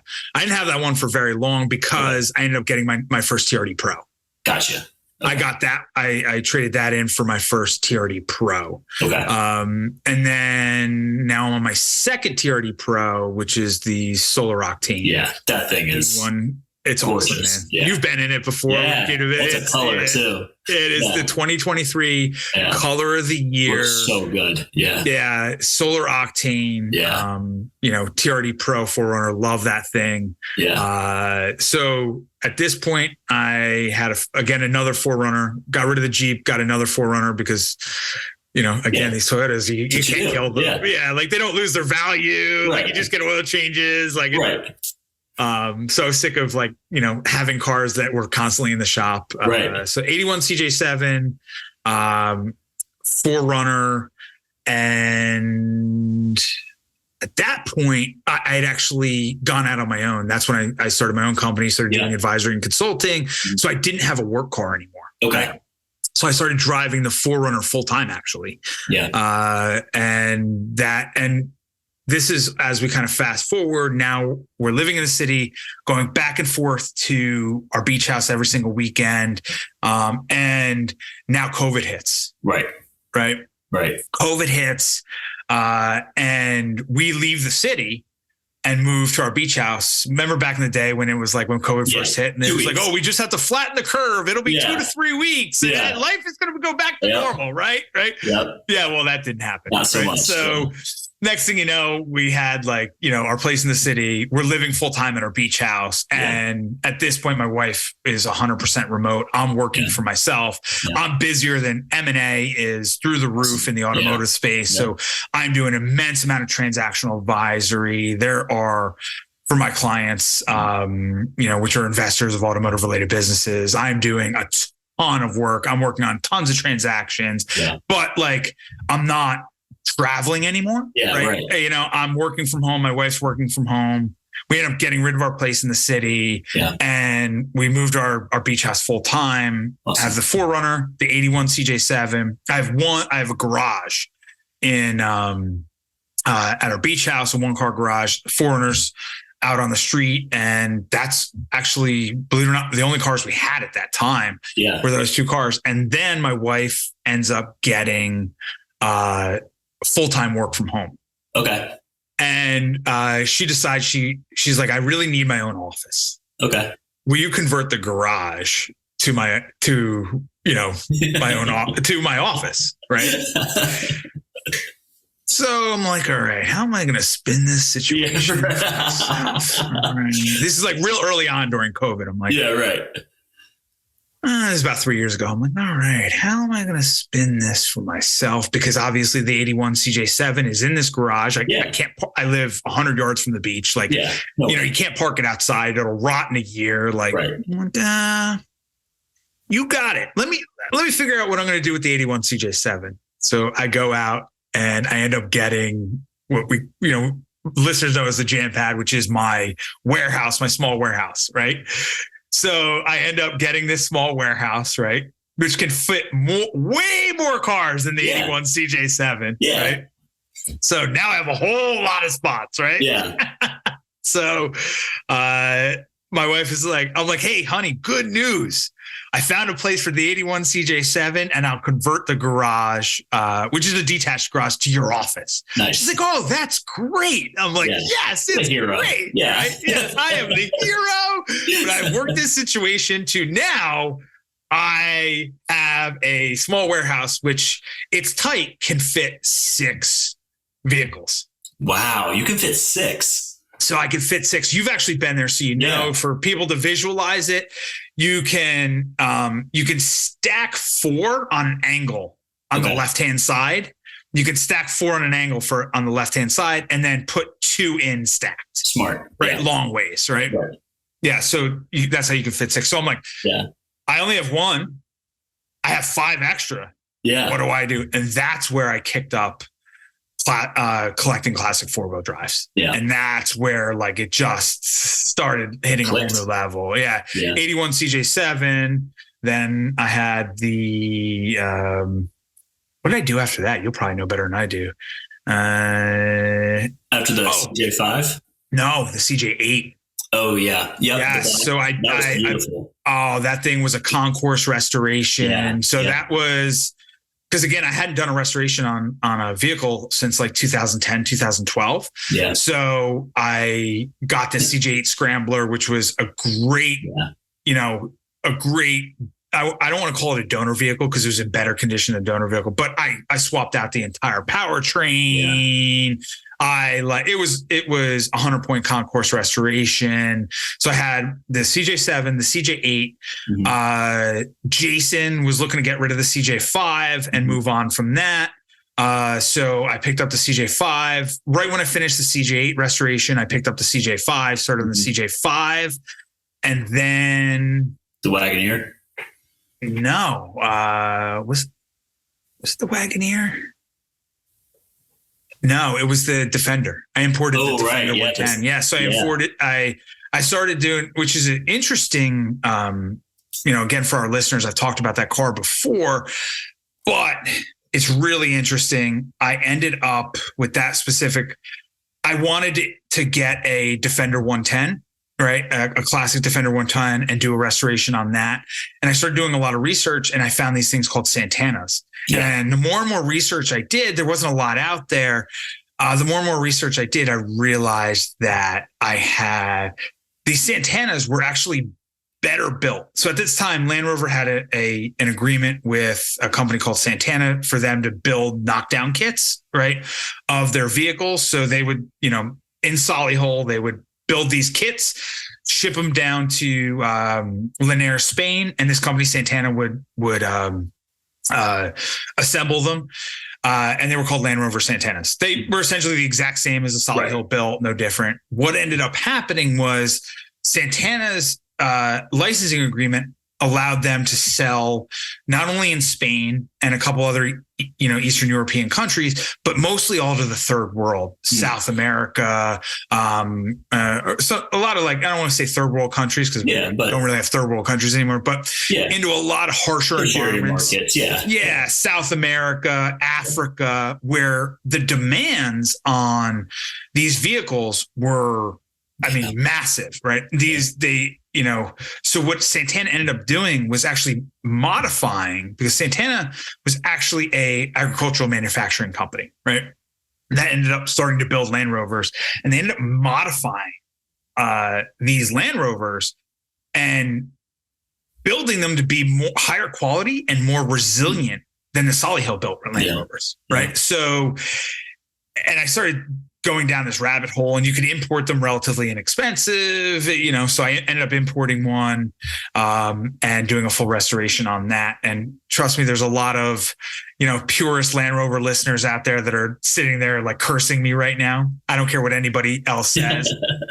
A Spanish built, Linares built, Santana built Land Rover is way better built and higher quality and more reliable than a Solihull built Land Rover will ever be. And I will just leave it at that. Okay.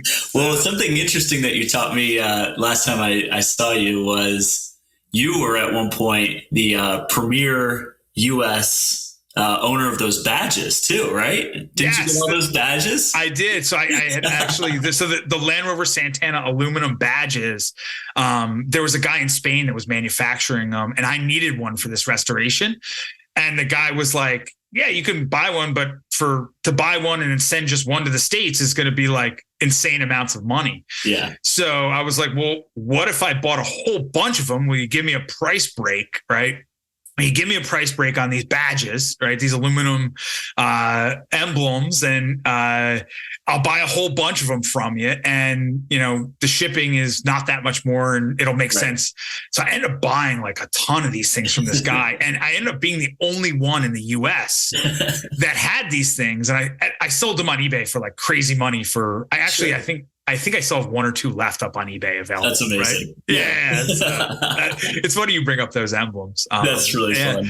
So then now to get all our listeners caught up, 81 CJ7, 81 CJ8, 65 CJ5A Mark IV Tuxedo Park, 87 Land Rover Santana, which is called a 2500 DL, but it's really a 110. And then, I ended up with the Wagoneer. So I've talked about this on the podcast before, but my cars have an agent, and I do a lot of production work. I've done, if you look at ads from, Arnett sunglasses, Ralph Lauren, Victoria's Secret, Vineyard Vines, a couple other designers, my cars are in those ads, right? And they're represented by my my agent. So my agent calls me at some point, and he's like, "Hey man," he goes, "I need a white Grand Wagoneer, or Wagoneer, whatever, just the wooded side. I need a white one, and I already have 3 engagements booked for the Christmas season. And keep in mind, the Christmas season, shoots at the end of the summer, like July, August, for, to be released. So I was like, well, is there good money in this? Yeah. And he's like, yeah, man. And I was like, all right, what if I buy one for you? He's like, you would do that for me? So I went and bought that Wagoneer.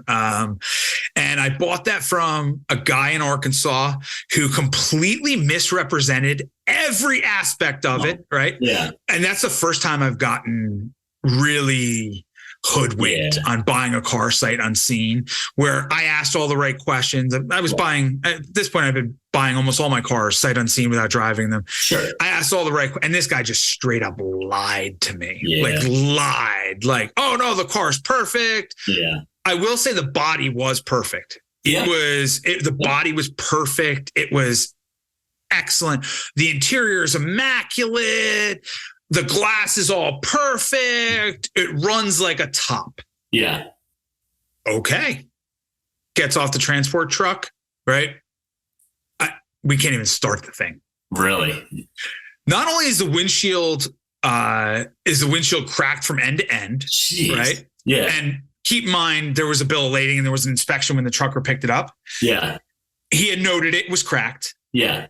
Okay. We couldn't even get the thing started, right? We couldn't even get the thing. And then finally I ended up taking the air cleaner off, jamming a bunch of starter fluid in there. As we do. And putting the battery pack on it. It finally turned over after to get it off the trailer, after an hour of us tinkering with it. The dash was cracked. The guy completely misrepresented this thing. I didn't pay a ton for it. Sure. But I also am obsessive compulsive and everything has to be perfect. Yeah. And so now I'm on a time constraint. Mm-hmm. So I have this car. It is not running, right? None of the gauges are working, by the way, either, right? It's not running. Cosmetically, I cannot use this for these shoots. Yeah. Right? I think at that time I had Victoria's Secret, Ralph Lauren, and something else lined up. And I have a shoot in 2 or 3 weeks. Yeah. Right. I've promised this to my agent, and my mechanic came through. He rebuilt the entire top end of the engine. Fortunately, the best interior repair guy in, central New Jersey happens to be one of my neighbors. Right at the beach. Wow. Right.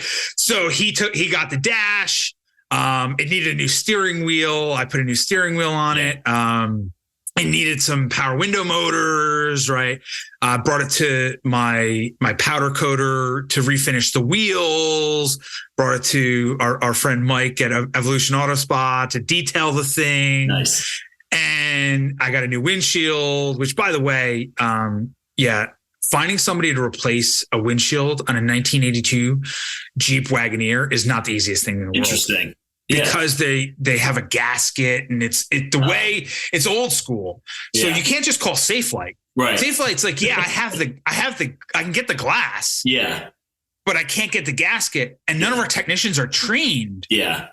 They're trained to, like, loosen up adhesive, remove trim, loosen up adhesive. Right. Put new adhesive down, put the glass down, and put trim back on. Like, they're not trained to do gaskets, windshields that have gaskets. So I ended up having to find, like, an old school guy to do the windshield. Got it done in time for the first shoot, which actually was Victoria's Secret. That's a whole nother story, right? That was, we're not going to tell that one on air. Podcast. Yeah. That's a different podcast, right? And it's not what our listeners think either. It's the exact opposite. So, hey, if any of our listeners out there happen to be in a Victoria's Secret location or retail store this past winter during the holiday season, and you saw the models on a white Jeep Wagoneer Limited, that was my Jeep Wagoneer. Nice. Right. Yeah. So, and then what else? So at that point, I'd filled the garage. Yeah. And the market was like the classic car market. Obviously, we've seen a transformation in 2023. Sure. But in 2022, hot. Yeah. It was hot, man. Yeah. It was hot. So I just literally, through my past experiences, I knew when things get hot, you got to strike while the iron's hot. Yeah. I loved all these vehicles, but I was like, I got to start, moving them on into the market. I was in the chips on all of them. I was in the money on all of them. So I just started unloading them. I unloaded the 81 CJ8, which still to this day, I completely regret. Yeah. I unloaded the CJ5A Tuxedo Park Mark IV, which is how you and I met. Yep. Because I had a bad experience with a digital auction platform on that CJ8. Though the CJ8 was one of the top sales last year, right, for CJ8s. Yeah.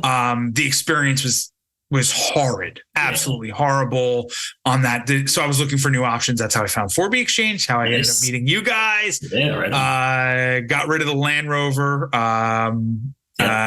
Again, that was actually, believe it or not, another dumpster fire. I went back to that original digital auction platform. That was a complete dumpster fire. And greatly enough, the auction was failed and ended up two of the higher bidders ended up reaching out to me. Nice. Ended up getting a hold of me, and we ended up putting together a deal, and I ended up selling that to one of those high bidders. It didn't sell in the auction, but ended up selling to one of those high bidders. Nice. And then what else did I get rid of? Probably better than I do. Well, you got rid of the Wagoneer, and then you went to the right? I finished all the work on the Wagoneer, got it to a really good place. Like, it was running like a top. It looked like $100, like $1 million. It was cosmetically, it was good. Mechanically, it was good. It was rock solid. Yep. And ended up selling that to a guy in Michigan. Nice. Who I ended up marketing. I don't know if you remember that. That guy actually came through Fourbie, right? Oh, nice. Yeah. So that guy ended up seeing it on Fourbie Exchange, because you guys helped me advertise it, and I priced it under the market. Yeah. At that time, because things were starting to soften up, and I'd underestimated the demand for those things. Priced it under the market. That was the last one I had gotten rid of. This is about an 8-month period of time where I'm unloading these cars. Yeah. And I got that guy reached out to me. I had tons of people reaching out to me. And it ended up selling for more than I was asking for it. Nice. Yeah, I ended up getting more than I asked for. You know what it is? You know it was I underpriced it, got a lot of learned a good lesson there. Underprice the market, get a lot of eyes on it, and people will pay what it's worth. Yeah. Right. So ended up moving that along. So now my garage was empty except for my 81 CJ7. And I ended up building out a really cool like chill area in the garage, right in the jam pad. Yeah. I just was like, everything I buy from here on out, the market softening up is just going to be a steal. Yeah. And I came across a 82 Jeep J10 with 65,000 original miles, again, out of Arkansas, right? It's the long bed, right? It's the long bed. The 258 inline 6, 258 to a T177 into an NP 205 or 208 transfer case. 65,000 original miles, legit 65,000 original miles, right? Documented, legit 65,000. This thing was immaculate. I bought it from a guy who needed some money down in Arkansas. I don't know how I tripped over it. Bought it for an absolute song. But again, I don't know what's up with people in Arkansas. I asked all the right questions, and the guy, I will say, again, down in Arkansas, you all are a bunch of liars. Right? Right? So by the time the thing came off the truck, running like a top, but there was some damage. There was some body, I don't want to say body damage, but there was, at some point, somebody had, spilled brake cleaner on the side of it. Yeah. So, and if anybody knows, when you spill brake cleaner on paint, it just erodes it away. Yeah. Boom. So but again, the guy through his, when having his pictures taken and, did not disclose any of this. Right. The windshield was cracked. It was a lot of stuff that I asked all the right questions. Sure. But again, the guy completely didn't disclose it. When I asked, he would lie, he lied about it. I mean, it was whatever. Yeah. In the end, I didn't pay much for it. Right. It was running like a top. It looked like $1 million. Ironically, it's at the body shop right now, getting the bed lined.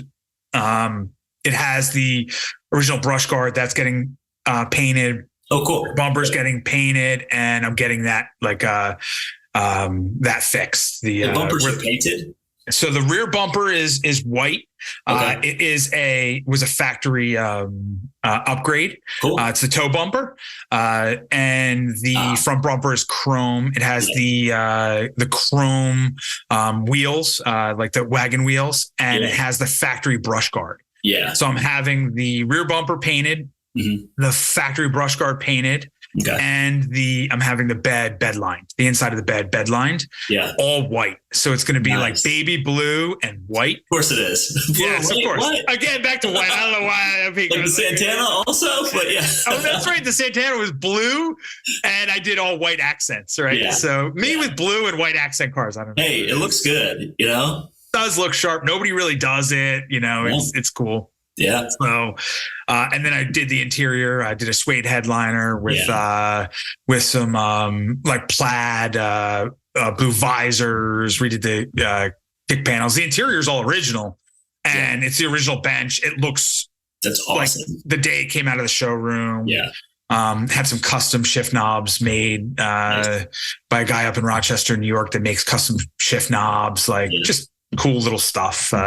So right now, after all this long-winded story of getting you from every car I had from when I was 17 to 42, I am back down to technically 3 cars, right? Oh, the 81 CJ7, right? Which I've had since about 2010, 82 Jeep J10, and a 2023 Toyota TRD Pro 4Runner in solar octane. And there is something that we did just order. So my cousin, who had the Jeep dealership, right, sold that, ended up having a Lexus dealership for a period of time, and then now has a Ford dealership.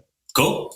So if anybody out there knows what just opened up, not that long ago, was the window to order Broncos.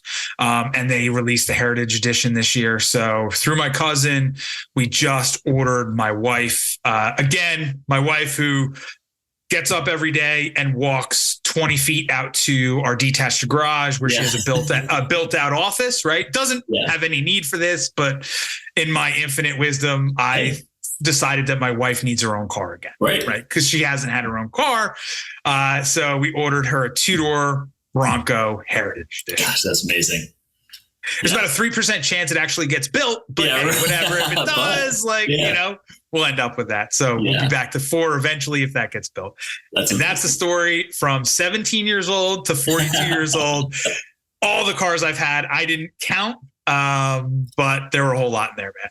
That's amazing. Yeah, I mean, it's a good run through of your history too, right? Like it's great, and a good theme of your podcast too is hearing people's stories through the cars that they run through. So I appreciate you taking me through that. I think, you were getting toward that end there. One of the cool things is not the volume of the cars that you're going through now, but it's the quality. And you've really found and taken the time to find, again, like the guy in Spain with the emblems, or, the custom knobs out in New York. It's these people who love what they do, and that comes through in the details of the cars that you build and who you've attracted and worked through. And I know you've even helped connect other folks with that network as well, which is amazing. And I'm definitely going to tap you for the upholstery guy at some point. But my upholsterers are like my biggest secret. Like, and I'll tell you, like they're 2 brothers, and our local car guys know who they are, because obviously finding upholsterers is difficult, right? Insane. It's a dying art. These guys are younger guys. They might be a little younger than I am, or about the same age, right? They took the business over from their father, but we live in a coastal community where boat upholstery, marine upholstery is popular. So anybody that was doing automotive upholstery just converted to marine and doesn't do any automotive anymore. So, and these guys are true artisans. They are amazing. I mean, they did like 5 interiors for me last year, full interiors. Just finished up another one. One car we didn't talk about, which technically isn't mine. I just built an 85 CJ7. It was a bespoke custom build for a friend of mine. My buddy just built a beautiful, beautiful home right on the water in our beach town. And I mean, just absolutely immaculate home. And he came to me last summer actually and said, "Hey man, like I got this house is finally done. Like I want a cool Jeep. Like, will you sell that orange 81 CJ7? I was like, nah, man, no. Nope. He's like, well, do you have anything else? At that time, I didn't have any. I had like the Grand Marine, but nothing he was interested in. Yeah. So he's like, I really want like, a custom build. Mm-hmm. So I referred him to a couple builders, custom builders out there. I won't name names, but like, guys that build investment quality vehicles, right? So I referred him to it, gave him a couple names. He comes back to me a couple weeks later. He goes, "Hey man, do you know that there's like a wait for for a custom build that it's like a year or two, and like it's like over $100,000. Yeah. I go, yeah, dude, what did you expect? Right. Yeah. You just want like a custom built vehicle like tomorrow. Yeah. And you want it for like a reasonable, no, that's like not how it works. Right. Yeah. He's like, yeah, that's not going to work for me. He goes, the money is not that big of a deal. It's the time. Like I want this thing like sooner than I want it for next summer. Right? Yeah. Right. Meaning right now, right now. This is the end of last summer. Okay. I was like, bro, are you serious? Like, you think you're going to get a custom build in like now at this point, it's like 6 months, right? Yeah. You think you're going to find somebody that's going to source the vehicle, right? Has all the relationships to get the thing built, right? Mechanical refurbishment, a full exterior, get the body done, the interior, all the electronics, everything. Like, you're out of your gourd. Yeah. He's like, I was like, you're not gonna find anybody that can do it. And if you do, it's gonna cost you more than one of the custom builders, right? 100%. But nobody's gonna agree to that timeline anyway. He goes, but I know you can do it. Then he kind of like challenged me. Yeah, he knows. But I build all these things for myself, right? Yeah. Right. Like, I don't do it for anybody else, but this is a friend. And it's not like he's asking me to do a Scout or a Land Rover or an FJ or something. Oh, by the way, I had an FJ at some point too in there. We forgot to talk about that. I had an FJ40, a tan FJ40 at one point. Oh, that's right. When I lived in Red Bank, I had an FJ40 when I had like all those, in that condo building where I had like all those spots where I convinced the property management company to rent me more. There was an FJ40 in there at some point. But I forgot to talk about that. Right? Yeah, there's always one you forget. Yeah. So I just finished building an 85 CJ7. So long story short is my buddy approached me. He's like, dude, I'll make it worth your while. If you can do it on a decent timeline. And I was like, whatever, man. I had the time over the summer. Though I work for myself, like, M&A in the automotive space is really dried up. So, I'm doing other fun things. And I was like, yeah, I got the time. No problem. So I actually just did a full bespoke build for him. And we just finished it. Actually, I just delivered the car to him like last week. It is sick, dude. Yeah. It is sick. I haven't posted any pictures out there, but the interior is ridiculous. It's like gray marine vinyl with orange diamond stitching with orange piping. Oh, I did see the pictures. Yeah. Oh yeah. And it has like we did the dash pad, we did the visors, the seats, the center console, like it's probably honestly one of the sickest interiors I've ever done. Amazing. We used a really rare color, AMC color, a blue color. It was a fun build. The body work was a lot more than we ever expected because so I sourced it because of the powertrain. The body was solid at the time, we thought, of course, right? Body was solid.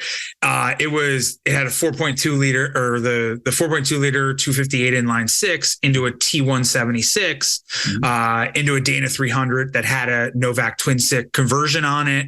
So it was like the powertrain was like amazing.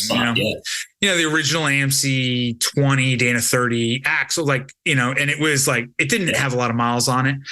By the time we took the interior out and the body guy started disassembling it. Oh my Lord. Shoot. Yeah. We found it wasn't a ton of rot, right? Yeah. But it was a lot of little stuff, which actually it would have been better if it was like bigger areas like floor pans or something like that, where you could do the entire floor pan, right? It was just like, common areas underneath the roll bars, right? We wouldn't have known that until we pulled the roll bars off and it was all rotted under there. But there's a body mount under there. So there's like this, and then like in under the seats in certain areas, there were like little tiny holes, right? Yeah. But again, like in some of the floor pans, so it all had to be replaced. One of the rockers had to be done.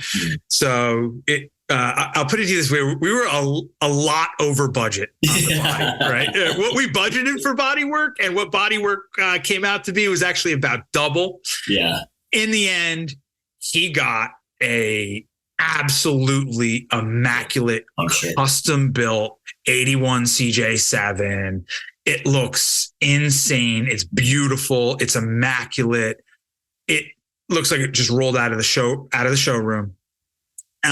Yes, we were over budget, but he got it before the summer, right? So he has it at his house right now. He can drive it today. He got it actually in, let's see here. We bought it the last week of September. So October, November, December, January, February, March, April, 5, 6, 7 months, right? That's great. Yeah. It took 7 months and, amazing it's there. And in the end, it was, and it cost him a lot less than if he had done it with a, even after what he took care of me with, like, it cost him a ton less. Yeah. So then it would have cost to have a custom builder do it. Right. It's amazing. So that's that. Yeah, that's amazing.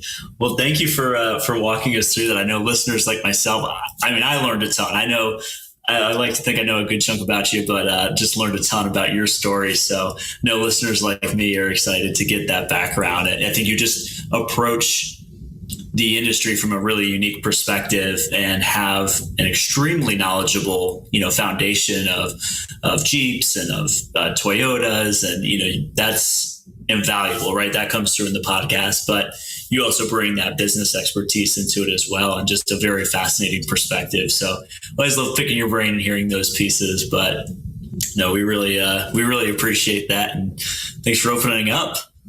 And I want to thank you for having me as a guest on my podcast today. I hope the listeners found this interesting. Brian, I can't thank you enough for being the host today, for playing host. I really appreciate it. And I hope the listeners, they got me out of my comfort zone, and I hope you all out there enjoyed this. This is our last episode. This is episode 12 of season 2. Season 3 will be dropping. Again, we'll go hiatus over the summer, where I will elevate the listening experience, continue to work on, creating a better listening experience and elevating the podcast as a whole, recording new episodes, and we'll have new episodes drop again in throughout October, November, and December of this year.